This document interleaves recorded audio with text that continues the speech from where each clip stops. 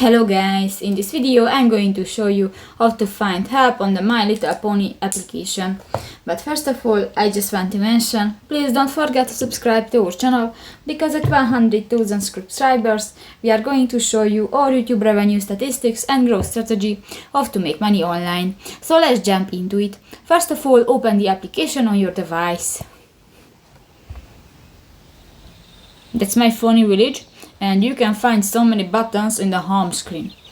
First of all, go to the three line at the upper right corner of the screen, and you can find the settings section.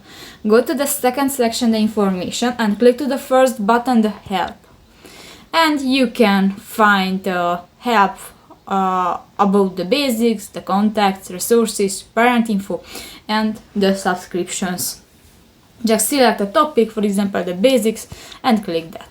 So that's pretty much it for this video, guys. See you in the next one. Bye bye.